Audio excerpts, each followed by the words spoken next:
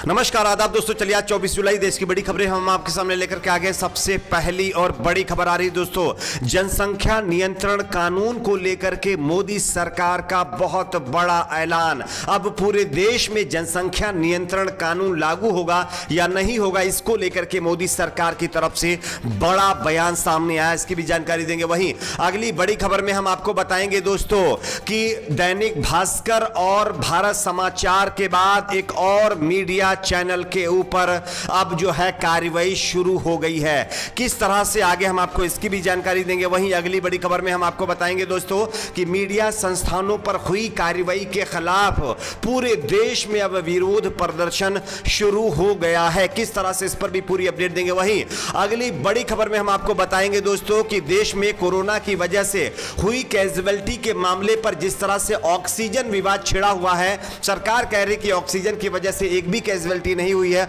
वहीं अब मोदी सरकार की पोल खोलते हुए एक गुरुद्वारा कमेटी ने बड़ा खुलासा किया है। किस तरह से, इसकी भी जानकारी देंगे। वहीं अगली बड़ी खबर में हम आपको बताएंगे दोस्तों, देश में बढ़ते कोरोना संक्रमण के बीच जिस तरह से इकोनॉमी माइनस में चली गई है, वहीं अब देश के जाने माने बड़े इकोनॉमिस्ट और साथ ही साथ पूर्व प्रधानमंत्री मनमोहन सिंह ने मोदी सरकार को बड़ी चेतावनी दी है। क्या कुछ उन्होंने कहा है, इसकी भी जानकारी देंगे। वहीं अगली बड़ी खबर में हम आपको बताएंगे दोस्तों कि बाबरी मस्जिद को ढहाने में सबसे पहले हिस्सा लेने वाले कार सेवक जो कि मोहम्मद आमिर, जिन्होंने बाद में इस्लाम कबूल कर लिया, वो इस दुनिया में नहीं रहे हैं। बलबीर सिंह जिनका नाम है, हम आपको इसकी भी जानकारी देंगे। वहीं अगली बड़ी खबर दोस्तों, काशी विश्वनाथ कॉरिडोर की भव्यता में आ रही बाधा अब खत्म होने जा रही है, क्योंकि ज्ञानवापी मस्जिद की तरफ से 1700 वर्ग फीट जमीन अब मंदिर के लिए देने पर बात बन गई है। किस तरह से, इसकी भी जानकारी देंगे। वहीं अगली बड़ी खबर में हम आपको बताएंगे दोस्तों, मोदी सरकार दो और बड़े बैंक अब जो है प्राइवेट हाथों में देने जा रही है। किस तरह से, इसकी भी जानकारी देंगे। उससे पहले छोटी सी रिक्वेस्ट करेंगे दोस्तों, वीडियो को लाइक करके चैनल को सब्सक्राइब जरूर कर लीजिए। बात करते हैं पहली और बड़ी खबर की। जैसा कि आप सभी को पता होगा दोस्तों, असम और उत्तर प्रदेश जैसे बीजेपी शासित राज्यों में जनसंख्या नियंत्रण को लेकर के बनाए जा रहे कानूनों के बीच बड़ा सवाल यह है कि क्या केंद्र की मोदी सरकार पूरे देश में इस तरह की नीति को लागू करेगी, और इसी को लेकर के अब बताया जा रहा है कि संसद में इसका जवाब मोदी सरकार ने दिया है। आप इस खबर को देख सकते हैं। बीजेपी के ही एक सांसद की ओर से लोकसभा में पूछे गए सवाल के जवाब में स्वास्थ्य राज्य मंत्री भारती प्रवीण कुमार पवार ने शुक्रवार को कहा है कि इस तरह की किसी भी प्रस्ताव पर सरकार विचार नहीं कर रही है। बीजेपी सांसद उदय प्रताप के सवाल का जवाब ना में देते हुए मंत्री ने कहा है कि अंतरराष्ट्रीय अनुभव दिखाता है कि बच्चों की एक निश्चित संख्या के लिए कोई भी जबरदस्ती या फरमान का परिणाम प्रतिकूल होता है। तो कहीं ना कहीं जो जनसंख्या नियंत्रण कानून पूरे देश में लागू करने की बात चल रही थी, जो बहस चल रही थी, उस पर अब लगभग विराम लग चुका है। मोदी सरकार ने स्पष्ट तरीके से कह दिया है कि इस तरह का कोई भी कानून पूरे देश में फिलहाल लागू करने पर सरकार का कोई विचार नहीं है। बात करते हैं अगली बड़ी खबर की। अगली बड़ी खबर आ रही है दोस्तों, दैनिक भास्कर भारत समाचार के बाद एक और जो है न्यूज पोर्टल के ऊपर कार्रवाई शुरू हो चुकी है। आप इस खबर को देख सकते हैं। द वायर के कार्यालय जाकर दिल्ली पुलिस ने इसके संस्थापक व संपादक सिद्धार्थ वरदराजन से पूछताछ की है। दरअसल पेगासस स्पाईवेयर के मामले पर सबसे ज्यादा खुलासे करने वाला द वायर लगातार बताया जा रहा था कि सरकार के निशाने पर था, और अब दिल्ली पुलिस वहां पर भी एंट्री कर चुकी है। वरदराजन ने ट्विटर पर इसकी जानकारी दी है। उन्होंने बताया है कि पुलिस ने अभिनेत्री स्वरा भास्कर, विनोद दुआ और आरफा खानम शेरवानी के संबंध में उनसे सवाल पूछे हैं। साथ ही साथ दिल्ली पुलिस ने बताया है कि अब और जो औपचारिकताएं होती हैं उसको पूरी करने के लिए द वायर के जो यानी कि मीडिया हाउस में वो पहुंचे थे। लेकिन यह बड़ा सवाल है कि पेगासस पर सबसे ज्यादा खुलासा करने वाले द वायर के ऊपर दिल्ली पुलिस वहीं क्यों पहुंची।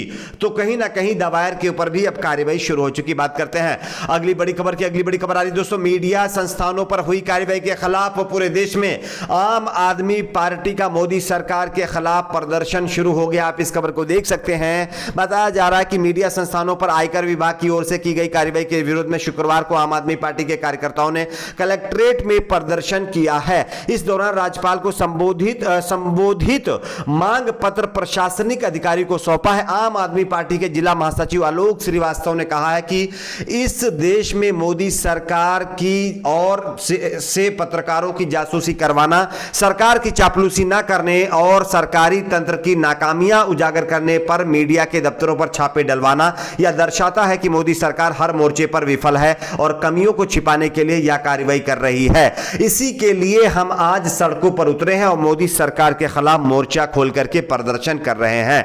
बात करते हैं अगली बड़ी खबर की। अगली बड़ी खबर आ रही है दोस्तों, जिस तरह से देश में सेकेंड वेव आई जिसमें लाखों लोग इस दुनिया में अलविदा कह चुके और इस दुनिया से गुजर गए, लेकिन जिस तरह से सरकार ने संसद के अंदर यह कहा कि ऑक्सीजन की वजह से किसी तरह की कोई कैजुअलिटी नहीं हुई है, अब सरकार के इस दावे की पोल खोलते हुए गुरुद्वारा कमेटी ने मोदी सरकार की पोल खोलकर रख दी है।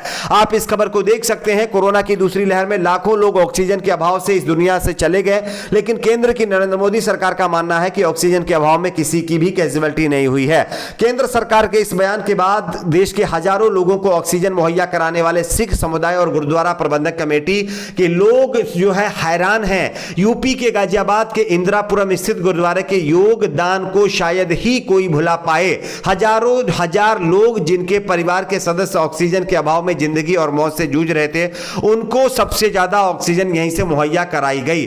और अब जो है अब गुरुद्वारा प्रबंधक कमेटी इंदिरापुरम के सदस्य गुरप्रीत सिंह ने इस बात पर हैरानी जताई है कि कैसे केंद्र सरकार कह सकती है कि ऑक्सीजन की कमी से किसी तरह से देश में कोई कैजुअलिटी नहीं हुई है। गुरप्रीत सिंह ने कहा है कि लोग ऑक्सीजन की कमी से जूझ रहे थे, हमने ऑक्सीजन का लंगर लगाया था, लोग एक एक सिलेंडर के लिए लाखों रुपए खर्च करने को तैयार थे, लेकिन हमने ऑक्सीजन की सेवा की, लेकिन उसके बावजूद भी सरकार को आज ऑक्सीजन की कमी नजर ही नहीं आ रही है। यह कैसी सरकार है? खैर, आपकी अपनी दोस्तों क्या राय है नीचे कमेंट बॉक्स में जरूर बताएं। बात करते हैं अगली बड़ी खबर की। अगली बड़ी खबर आ रही है दोस्तों, देश के पूर्व प्रधानमंत्री मनमोहन सिंह ने मोदी सरकार को फिर से एक बार चेतावनी देते हुए बड़ा बयान दिया। आप इस खबर को देख सकते हैं। पूर्व प्रधानमंत्री मनमोहन सिंह ने 1991 के ऐतिहासिक बजट के 30 साल पूरा होने के मौके पर शुक्रवार को कहा है कि कोरोना महामारी के कारण पैदा हुए हालात के मद्देनजर आगे का रास्ता उस वक्त की तुलना में ज्यादा चुनौतीपूर्ण है और ऐसे में एक राष्ट्र के तौर पर भारत को अपनी प्राथमिकताओं को फिर से निर्धारित करना होगा।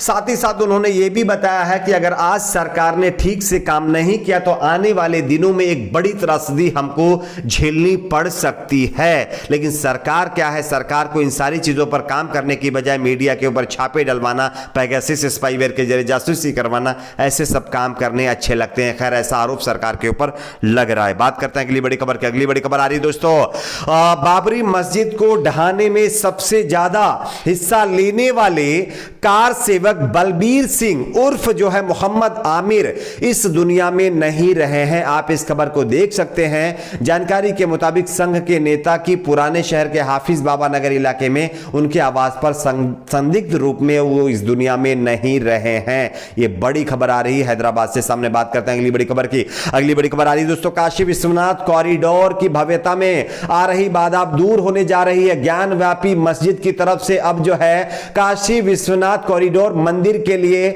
1700 वर्ग फीट जमीन देने का फैसला कर लिया गया है। जैसा कि हम आपको खबर भी दिखा रहे हैं, आप देख सकते हैं। आपकी अपनी इस पर क्या राय नीचे कमेंट बॉक्स में जरूर बताइए। वीडियो को लाइक शेयर, चैनल को सब्सक्राइब जरूर करें।